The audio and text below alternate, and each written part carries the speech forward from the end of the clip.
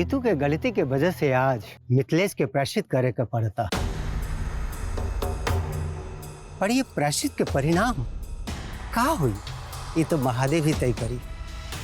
देखे कि बा कि मिथिलेश के और कितना कष्ट झेले के पड़ी,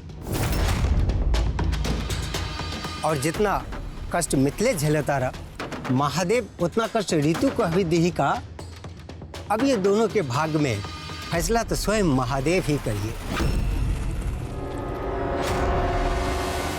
अच्छा भइल ये लड़की हमनी के मिल गई, नहीं तो पता ना ये सुनसान जंगल में ओकरा साथ का हो जात।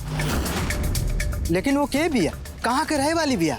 देखे में तो पढ़ल लिखल ठीक ठाक घर के लगत भी। रउआ भी ऐजा के नइखे बुझात। कहाँ से आइल बानी? कहीं केहू रउआ के साथ वाला पीछे तो नइखे छूट गइल बा? ना ना चाचा जी, हमार पूरा परिवार हमारा संगे बैठे, केहू नहीं छूटल। फिर भी रउआ एक बार ओकरा के देख लिए, कहीं रउआ के गांव वाले तो नहीं थे?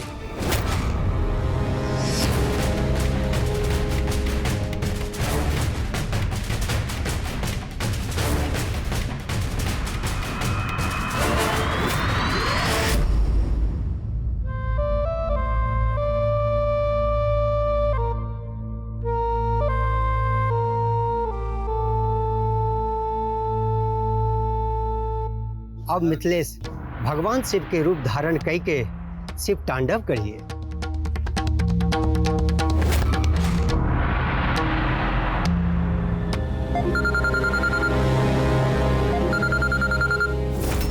नागेश के फोन?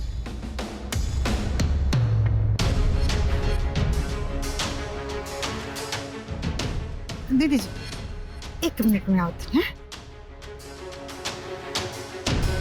अच्छे से देखो और बताओ, ई लड़की रहे ना?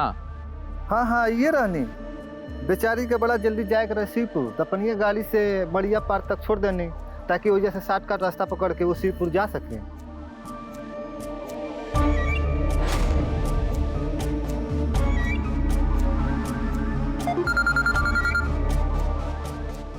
अरे चाची जी, रुआ के कब से फोन लगावा था, लगता ही नहीं के, और जब लगता तब रुआ फोन उठाईते नहीं के। अरे एजा नेटवर्क के बहुत प्रॉब्लम बा हो, यही से फोन ना लागत होई। का करती हम? अब फोन हमरा सुनाइबो ना कइल हो। अभी तो देखनी है कि तार कोई गो फोन आइल बा। अरे चाची जी, हम जब शिवपुर आवे खातिर टैक्सी स्टैंड पर पहुंचनी तब हमरा के पता चलल कि एक ड्राइवर अभी एक लड़की के जंगल तक छोड़ ले रहे।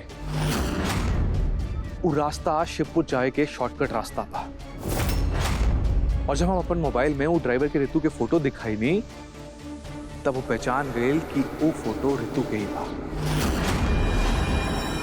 एक मतलब ई बा कि ऋतु शॉर्टकट रास्ता से ऋतु शिवपुर पहुंचा दिया।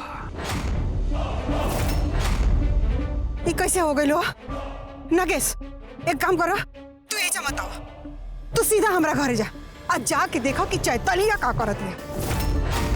काहे कि ओकरे के हम जिम्मेदारी देके आए रहनी कि वो ऋतु के देखभाल करे, ओकरा पे नजर रखे। तो ये ऋतु कमरा से बाहर कैसे आ गई?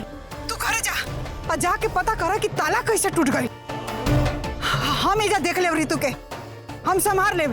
जा तू हमरा घरे पहले। हम एजा मिथिलेश के पूजा में कोनो बाधा नहीं आवे दे सकत।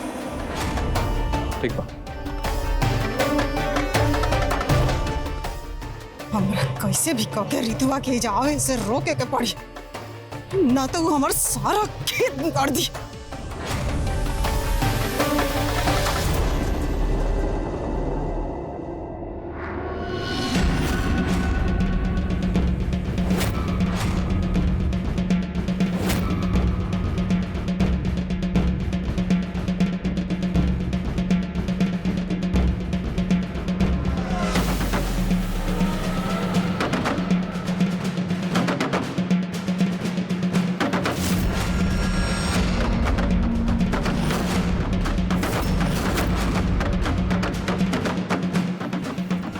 सुनो सब लोग, जकरा जकरा के भी अग्नि कुंड से अग्नि लेने के बाद तुरंत ले ला। कुछ मिनट में सूर्यास्त हो जाए, फिर ओकरा बाद केहू के भी अग्नि कुंड के पास जाए की इजाजत ना मिली।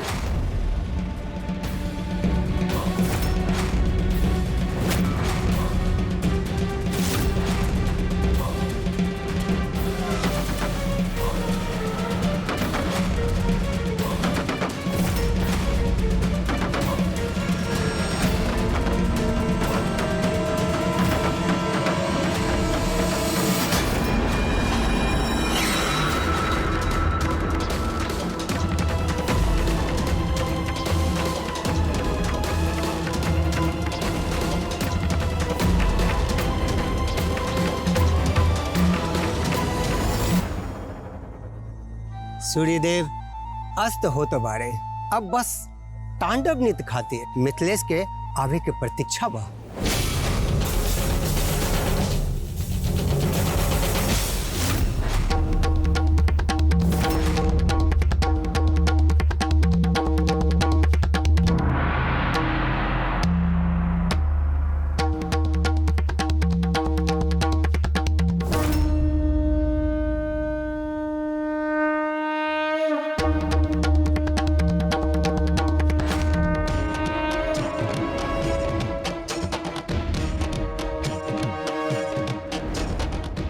हे भगवान, हमके इतना शक्ति दी कि हम मंदिर पहुंच के मिथिलेश जी के अंगार पे नाचे से रोक सकी।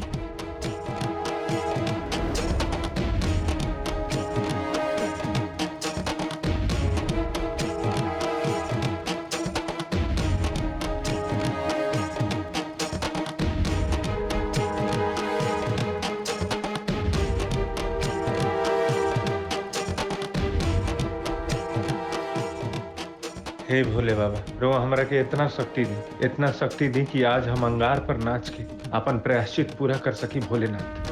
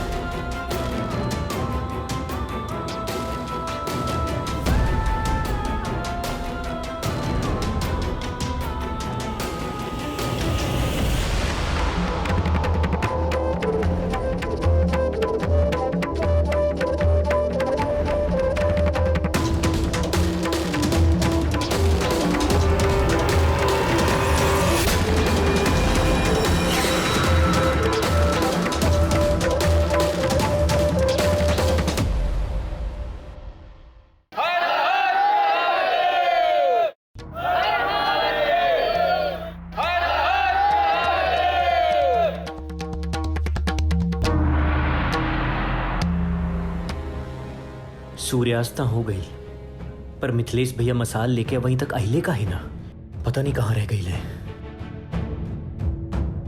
मिथिलेश कहीं कोनो मुसीबत में तो ना फंस गई ना? हे भगवान, रक्षा करिया। ना ना, हमार बेटा जरूर आई। हमार बेटा के कोनो मुसीबत ना रोक सकेला। हमरा के भोले बाबा पर पूरा भरोसा बा।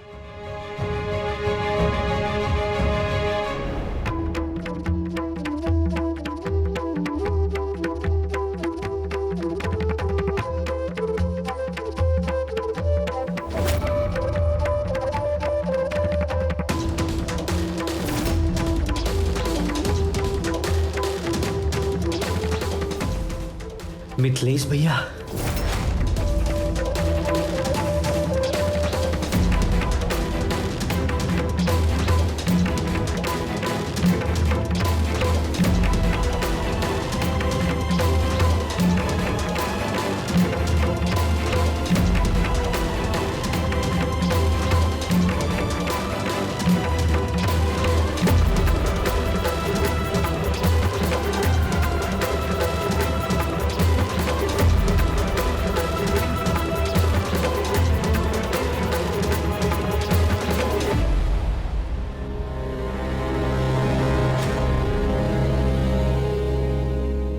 मिथिलेश, मसाल हाथ में लेके 3 बार मंदिर के परिक्रमा करा और फिर आग के प्रज्वलित करा।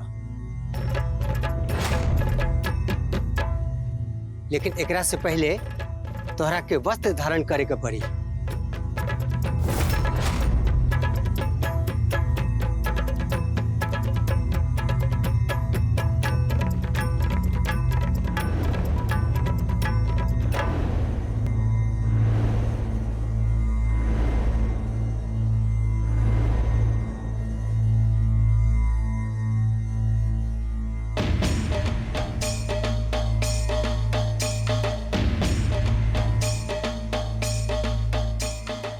हर हर महादेव, हर हर महादेव, हर हर महादेव।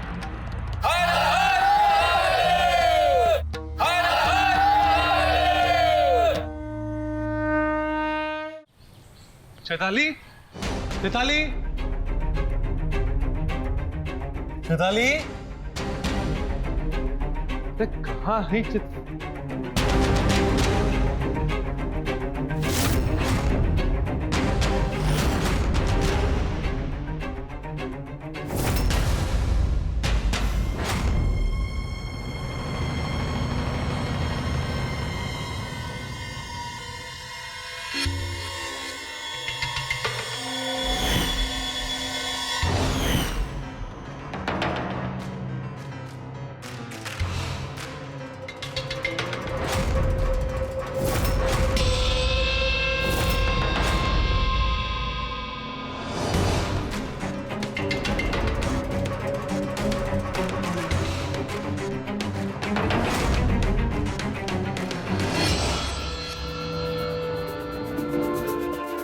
माई, हम रितु भौजी के कमरा में से निकाल देले बानी और उनके मिथिलेश भैया के प्रायश्चित वाला बात भी बता देले बानी।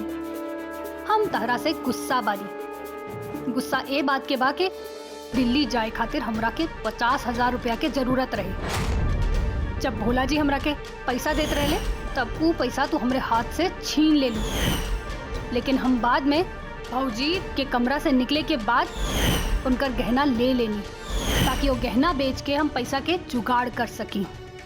लेकिन तू टेंशन मत ला, हम तहरे सब काला करतूत के बारे में रितु भाभी के नइखे बतवले। हम जातनी दिल्ली हमेशा हमेशा खातिर।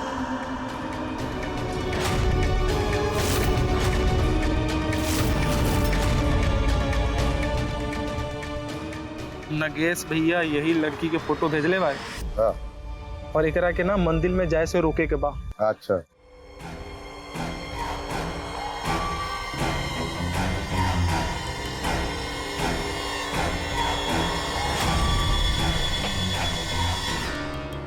लागत है यही लड़की भी आ। चलो पकड़े के। चला। अरे इका छोड़ा हमरा के, छोड़ा हमरा के, हमके छोड़ा काहे पकड़े तेरे जमकती जाए दे हमरा के।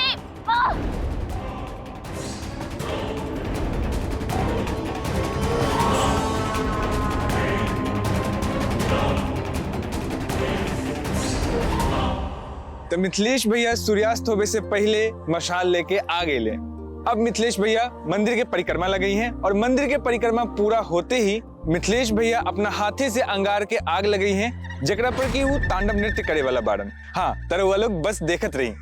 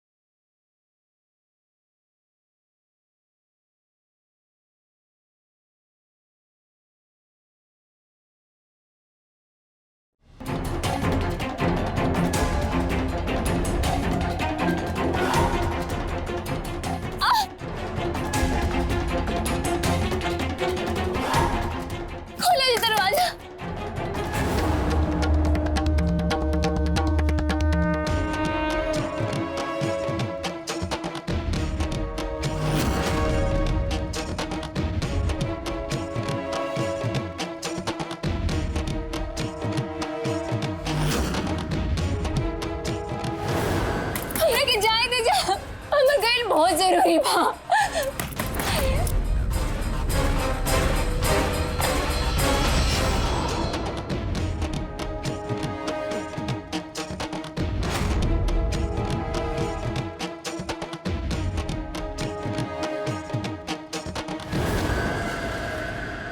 हे भोलेनाथ, आखिर में से का मांगत नहीं जौन मिल लेके सकत।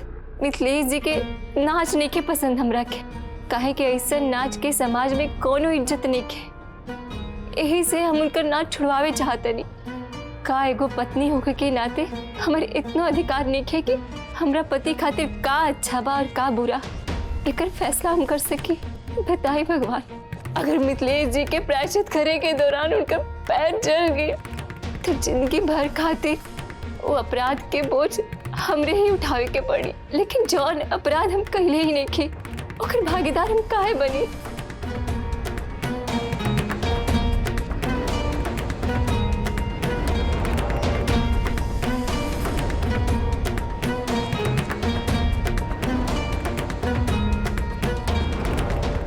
ऋतु जी,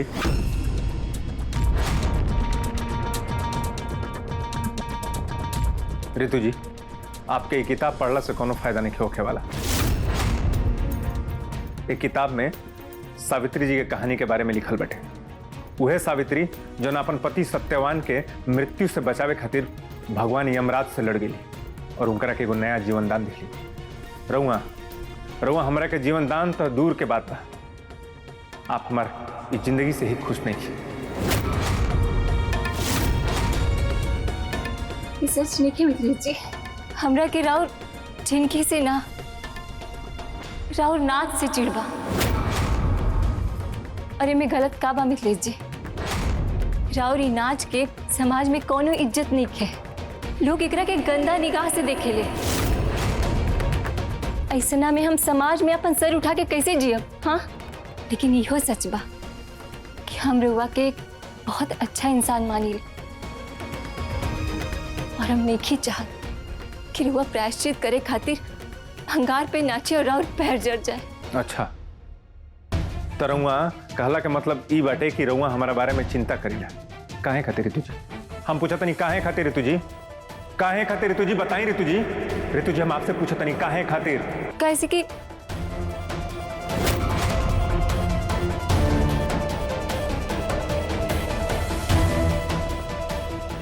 काहे कि तू मिथिलेश जी से प्यार करे लागल बाड़ू ऋतु।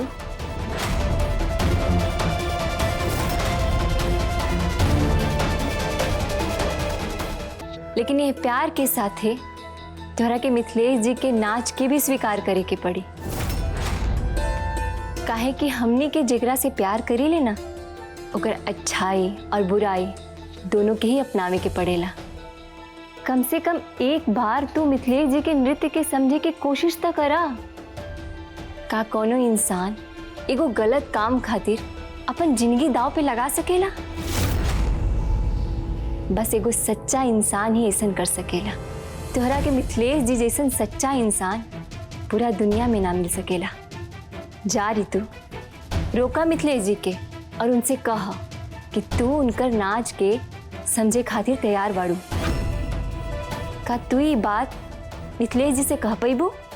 हाँ हाँ, हम जरूर कह, लेकिन एकरा खातिर हमरा के एजा से निकले के पड़ी।